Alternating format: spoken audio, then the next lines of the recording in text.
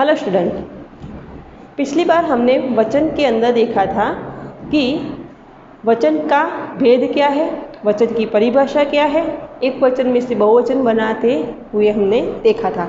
लेकिन एक वचन में से बहुवचन बनाते हैं तो उसके कुछ नियम होते हैं। ऐसे ही कुछ एक वचन में से बहुवचन बना देते नहीं हैं। तो उसके जो नियम होते हैं वो आज हम पढ़ेंगे और समझेंगे कि एक वचन में से बहुवचन बनाते हैं तो कैसे बनाते हैं। अब यहाँ पे जो नियम बनाते हैं उसमें कुछ शब्द नए नए आएंगे जो आपको समझ में नहीं आएंगे कि ये क्या है। एक वचन में से बहुवचन में टीचर अकारांत बोलते हैं, आकारांत बोलते हैं, ईकारांत बोलते हैं।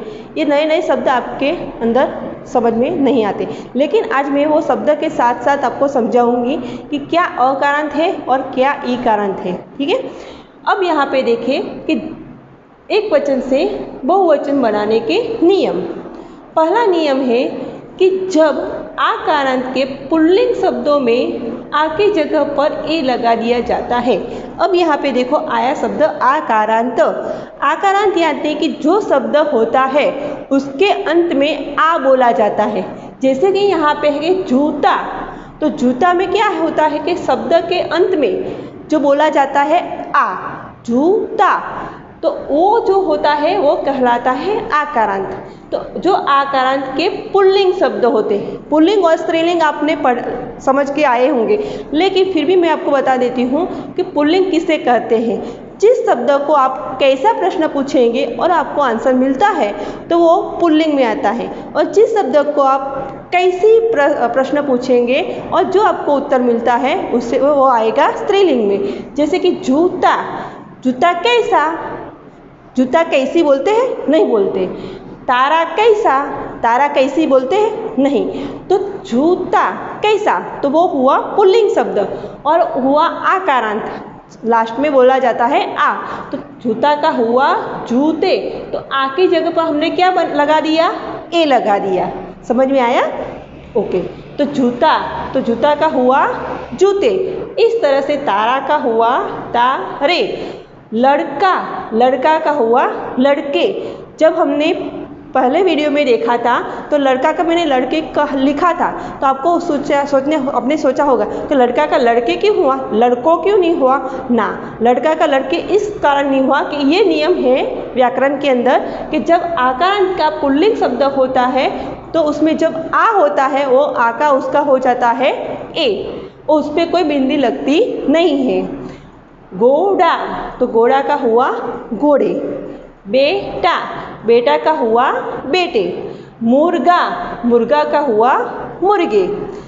दूसरा नियम है कि जब अकारांत के स्त्रीलिंग शब्दों में, अकारांत के स्त्रीलिंग शब्दों में अ की जगह पर ए कर दिया जाता है, ए नहीं ए, ऊपर बिंदी लगा दी जाती है। उसमें बिंदी नहीं आएगी लेकिन इसमें बिंदी आती है।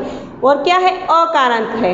अकारांत यानी कि लास्ट में जो वर्ड होता है वह अ बोला जाता है। कलम, वो यहाँ पे आ बोला जाता नहीं है, कलम अ आया। इस तरह वह है स्त्रीलिंग भी शब्द। कलम कैसी, कलम कैसा बोलते हैं, नहीं, तो कलम कैसी, इसलिए ये हुआ स्त्रीलिंग शब्द। तो कलम का हुआ कलमे, यहाँ पे बिंदी लगती है। यहाँ पे बिंदी नहीं लगती पहले नियम में, लेकिन दूसरे नियम में बिंदी लगती है क्योंकि यह अकारांत है और स्त्रीलिंग शब्द है।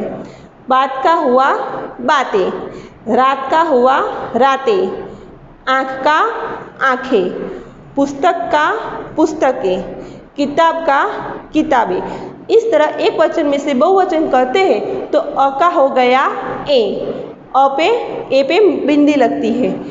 ये आपको ध्यान से याद रखना है और लिखना है कि आकारांत होगा, पुल्लिंग शब्द होगा तो ए होगा लेकिन उसमें बिंदी नहीं लगेगी, लेकिन अकारांत होगा और स्त्रीलिंग होगा तो उसमें पहले बिंदी लगेगी। तीसरा नियम है कि जब आकारांत के स्त्रीलिंग शब्दों में आ के साथ ए लगा दिया जाता है। यहाँ पे आकारांत के पुल्लिंग शब्द थे, यहाँ पे स्त्रीलिंग शब्द आते हैं। तो कविता, कविता कैसी गाई जाती है, तो कविता का हुआ कविताएं, क्योंकि ये स्त्रीलिंग शब्द है और लास्ट में आकारांत है कविता, तो उसका क्या हुआ कविता ए। लता, तो लता ए। कन्या, कन्या ए। माता, माता ए। भूजा, भूजा ए।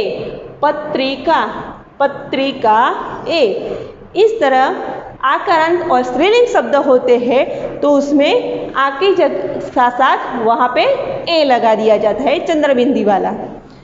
चौथा नियम है कि जब स्त्रीलिंग के शब्दों में या हो तो या की जगह पर या लगा दिया जाता है।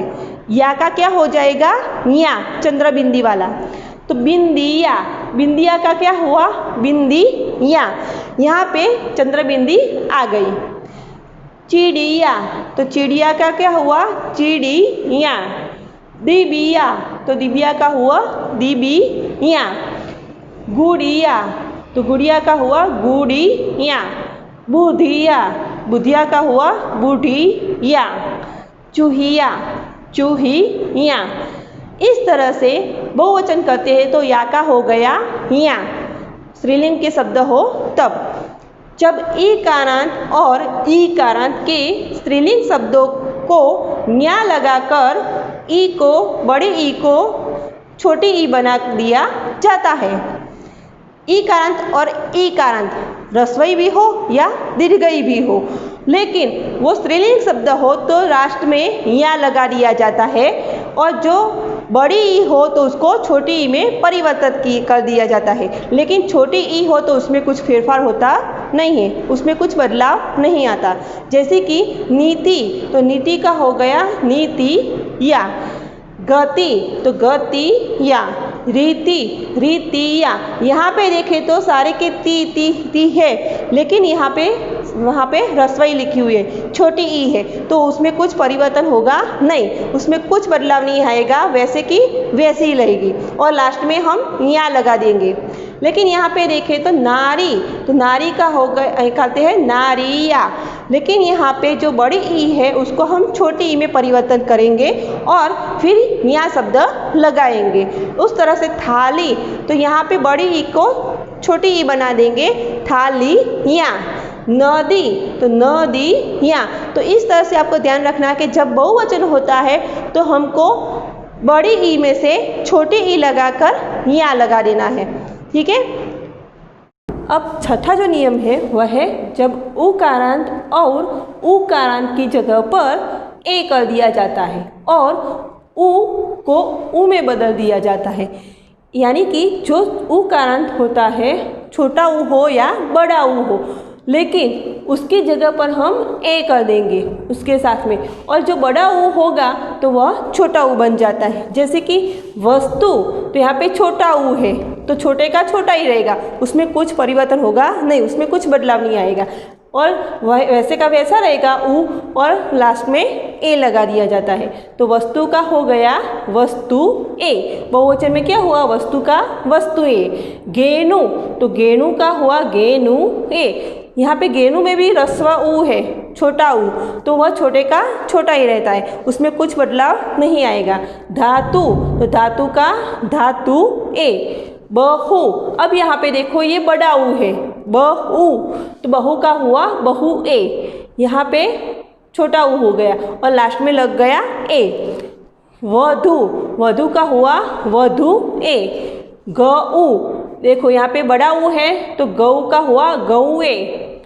वैसे सातवां नियम है जब दल, वृंद, वर्ग, जन, लोग, गण आदि शब्दों को लगाकर हम उसको बहुवचन बनाते हैं। कुछ शब्द ऐसे हैं उसमें ये शब्द लगते हैं तब वह बहुवचन में परिवर्तित होता है। जैसे कि साधु, तो साधु को बहुवचन में करना हो तो साधु लोग।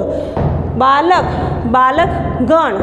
अध्यापक, अध्यापक वृंद। सेना, सेना दल। गुरु, गुरु जन।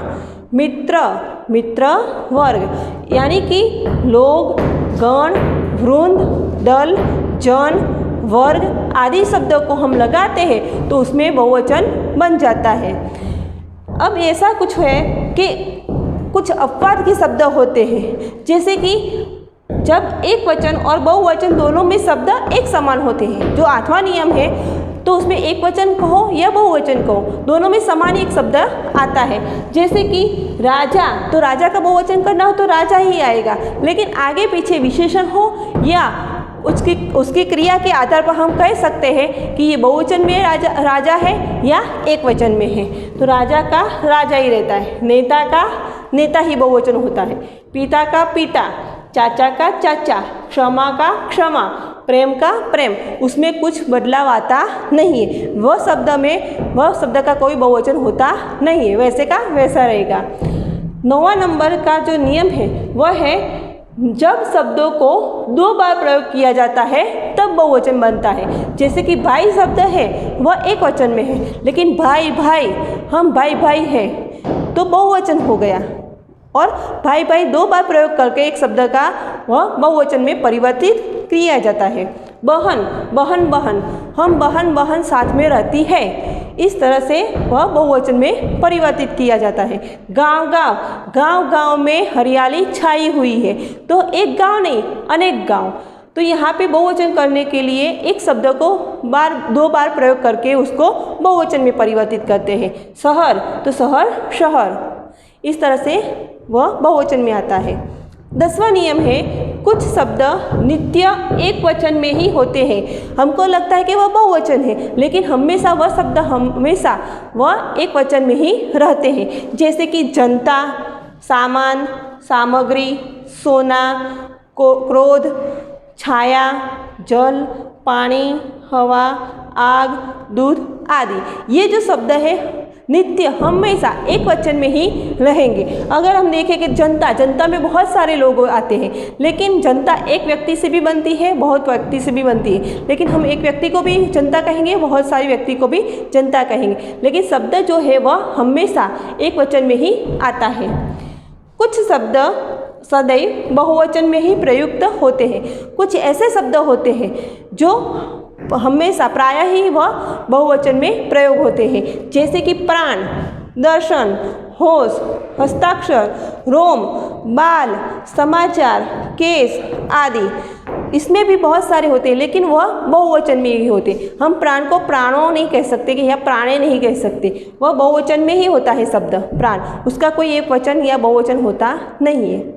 हमने देखा कि एक वचन में से बहुवचन बनाने के कितने नियम हैं, तो इस तरह से हम अगर ध्यान में रखें तो एक वचन में से बहुवचन आसानी से बना सकते हैं।